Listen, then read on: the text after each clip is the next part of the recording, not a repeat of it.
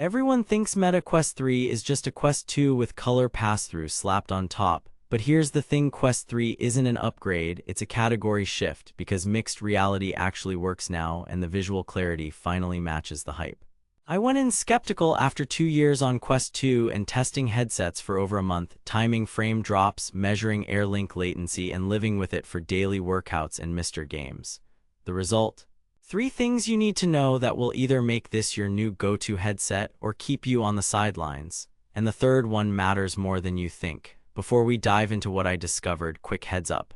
If you're already convinced and want the best current price, I've put a link in the description. But stick around, because one of my findings could save you from buying the wrong accessories or the wrong headset. I needed Quest 3 for one reason: to see if I could finally keep a headset out in the living room without it feeling like a science project.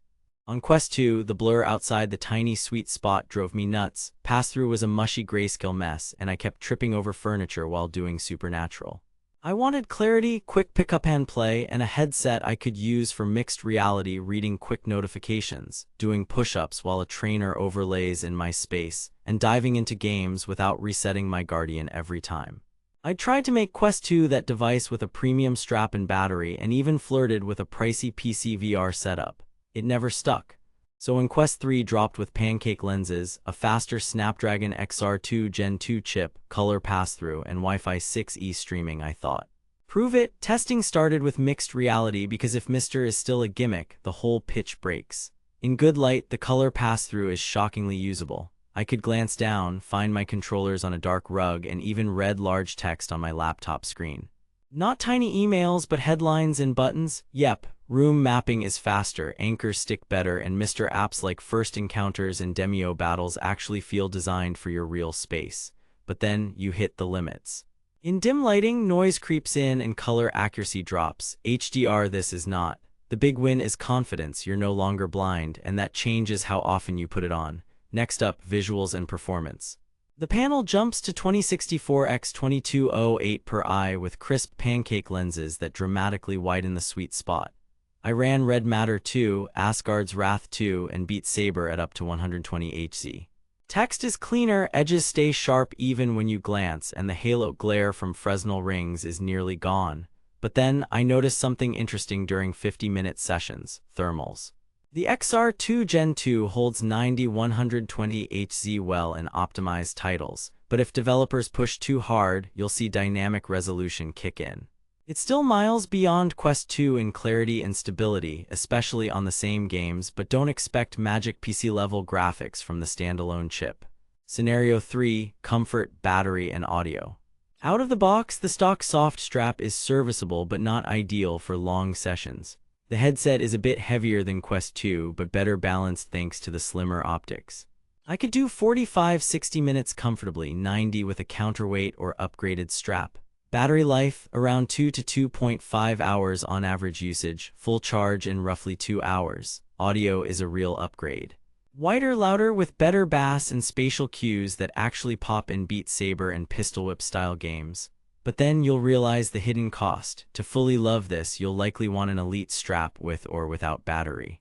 Budget for it: final scenario, ecosystem, and PC VR. Hand tracking is good enough for casual navigation and a few gesture-controlled apps. The new Touch Plus controllers ditch the rings, feel more compact, and track well.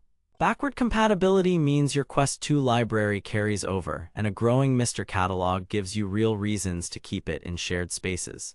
For PC VR, AirLink over Wi-Fi 6E was the game changer. On a 6E router in the same room, I measured consistently smooth gameplay with motion-to-photon latency that felt sub-40 ms to my eyes. Half-Life, Alex and Sim titles streamed great when the router placement was right. But then move across walls or onto congested networks and you'll feel hitches. If you're serious about PC VR, invest in a good 6E router and keep it close. Here's the surprising discovery. The thing that changed my usage most wasn't raw power, it was trust. I trust Quest 3 to be safe in my room, to let me see my space clearly, and to deliver readable edge-to-edge clarity without fighting a tiny sweet spot. I spent over 3 weeks testing, logging daily play sessions, and swapping back to Quest 2 for A/B checks, and every time I went back to Quest 3, it felt modern. Compared to Quest 2 with a premium strap, Quest 3's mixed reality and lenses make it the headset you actually pick up. Compared to tethered PC headsets, you lose some fidelity, but the freedom plus an actually good Mr. mode is hard to overstate. Is it too good to be true? Not quite. Mr. still struggles in low light, productivity beyond quick tasks is limited, and you'll want accessories. But the value equation at typical retail pricing $499 for 128 GB or $649 for 512 GB is strong, especially with a strap upgrade. If you care about daily usability, this is the first Meta headset that nails it. Now that you know Mr. and lens clarity are the real story, get it before stock swings and bundle deals change. I've linked the best current price and any strap battery bundles I recommend in the description. Check those before you buy because the right add-on makes a huge difference. Bottom line. Meta Quest 3 is the first mainstream mixed reality headset that feels ready for everyday use. Buy it if you're new to VR, if you use a Quest 2 weekly and want real clarity and Mr., or if you want the flexibility of solid standalone with strong PC VR streaming. Skip it if you're a casual Quest 2 user who barely plays, a sim racer already deep in a wired setup, or you expect all-day productivity. For everyone else, this is the sweet spot. The headset you actually keep on the shelf and actually use.